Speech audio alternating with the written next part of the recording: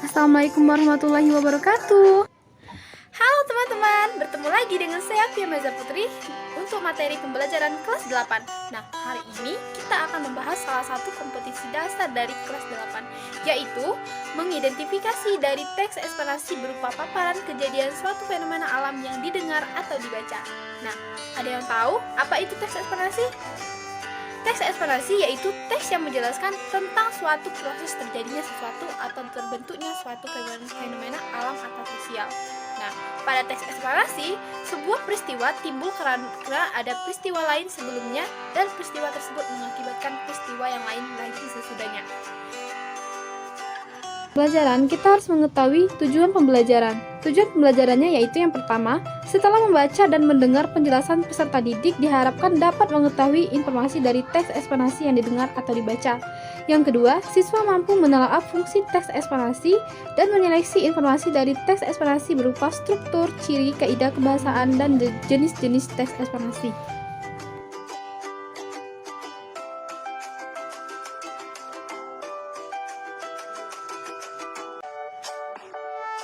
Struktur teks eksplanasi. Yang pertama, struktur tersebut terdiri dari bagian-bagian yang memperlihatkan pernyataan umum atau disebut dengan pembukaan, dan yang kedua yaitu adalah deretan penjelasan atau isi, dan yang ketiga adalah interpretasi atau penutup. Interpretasi sendiri tidak harus ada dalam teks eksplanasi. Yang pertama, pernyataan umum atau pembukaan. Pernyataan umum berisi informasi yang singkat tentang apa yang dibicarakan.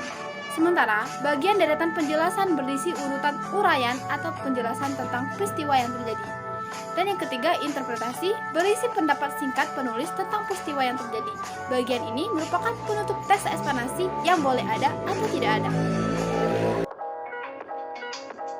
Silakan perhatikan teks eksplanasi berikut. Tanah longsor. Tanah longsor menjadi satu di antara bencana alam lain yang sering terjadi di Indonesia. Secara ilmiah, peristiwa ini terjadi akibat pergerakan tanah dari atas sehingga bisa menimpa atau menimbun apapun yang ada di bawahnya.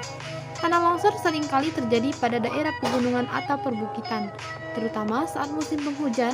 Meski demikian, tidak jarang pula bencana alam ini terjadi di dataran rendah karena adanya faktor lain. Bencana alam ini terjadi karena ada sebab-sebab tertentu. Curah hujan tinggi dan terjadi dalam waktu yang relatif lama bisa menjadi penyebab utama terjadinya tanah longsor. Ketika musim kemarau, tanah akan menjadi sangat kering hingga muncul retakan atau pori-pori di tanah.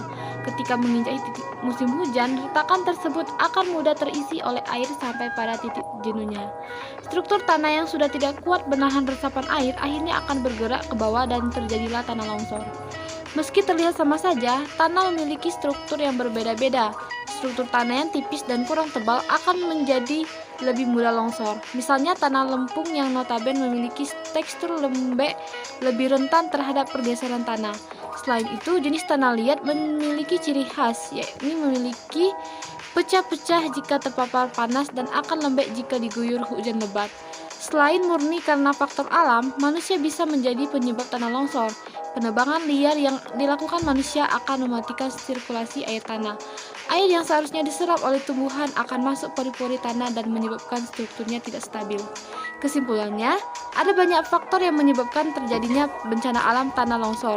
Baik faktor alam dan manusia sama-sama memberikan dampak yang besar pada bencana ini. Meski demikian, kita juga bisa mencegah terjadinya tanah longsor dengan meningkatkan kesadaran menjaga alam, tidak melakukan pembakaran hutan, penggundulan hutan, dan melakukan reboisasi bisa menjadi langkah awal pencegahan yang baik. Struktur teks eksplanasi tanah longsor. Pada paragraf pertama, merupakan pernyataan umum atau pembuka. Paragraf kedua, ketiga, dan keempat merupakan deretan penjelas atau isi. Sementara, pada paragraf terakhir, yaitu kesimpulan atau interpretasi.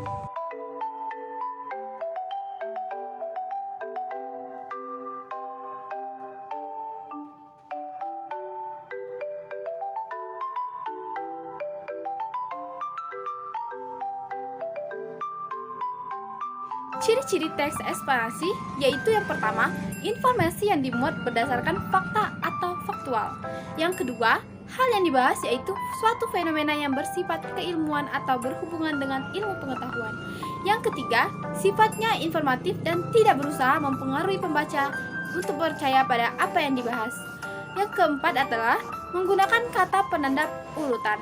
Yang kelima, biasanya memuat penunjuk keterangan waktu, keterangan cara, konjuksi, kronologis, dan kata tunjuk. Yang keenam adalah fokus pada hal umum atau generik. Contoh, seperti tsunami, banjir, gempa bumi, hujan, dan lainnya. Ciri kebahasaan teks eksplanasi. Ada beberapa kaidah kebahasaan yang harus diterapkan pada teks eksplanasi, sehingga saat menyusunnya tidak bisa sembarangan. Di antaranya yaitu menggunakan kalimat pasif. Yang kedua, menggunakan konjuksi kasual dan waktu. Yang ketiga, terdapat istilah ilmiah. Yang keempat, menggunakan kata kerja material dan rasional. Yang kelima, bersifat informatif. Dari teks eksplanasi ini, coba kalian perhatikan. Ciri-ciri teks eksplanasi sendiri memiliki informasi yang bersifat fakta atau faktual. Nah, di sini tanah longsor memuat fakta yang bersifat faktual. Nah, yang kedua yaitu fenomena yang bersifat keilmuan atau berhubungan dengan ilmu pengetahuan. Tanah longsor sendiri adalah fenomena yang bersifat keilmuan. Lalu sifatnya informatif dan tidak berusaha mempengaruhi pembaca untuk percaya terhadap hal yang dibahas. Nah, ini sendiri merupakan sifatnya informatif. Lalu biasanya menunjuk keterangan waktu, penunjuk keterangan cara, konjungsi kronologis, dan kata tunjuk. Perhatikan teks eksplanasi ini dan tentukan di mana keterangan waktu, penunjuk keterangan cara, dan kata tunjuknya. Lalu fokus pada hal umum atau generik. Misalnya, ini adalah fokus pada tanah longsor. Selanjutnya, ciri kebahasaan teks eksplanasi. Yang pertama, menggunakan kalimat pasif. Coba kalian perhatikan kalimat-kalimat pada teks eksplanasi tanah longsor berikut ini. Tidak menggunakan kalimat aktif, tetapi menggunakan kalimat pasif. Yang kedua yaitu menggunakan konjungsi kasual dan waktu. Coba perhatikan teks eksplanasi tanah longsor berikut. Yang ketiga, terdapat istilah ilmiah.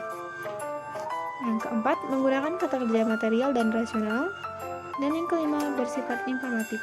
Coba perhatikan teks eksplanasi tanah longsor berikut. Lalu, analisislah ciri kebahasaan teks eksplanasinya. Tujuan dan manfaat teks eksplanasi. Tujuan dari teks eksplanasi ialah untuk menjelaskan fenomena yang terjadi dan menjelaskan sebab akibat suatu peristiwa. Teks eksplanasi mengandung makna yang dirangkai secara berurutan dan hubungan sebab akibat. Teks eksplanasi juga berguna untuk menguatkan suatu kebenaran yang ada. Sementara, manfaat dari teks eksplanasi yaitu adalah agar kita bisa mengerti suatu informasi secara detail berdasarkan pendapat mayoritas dan data faktual yang ada, seperti pengertian, penjelasan, proses, dan lain-lain. Sekian dari saya, terima kasih. Salam semangat semuanya. Wassalamualaikum warahmatullahi wabarakatuh.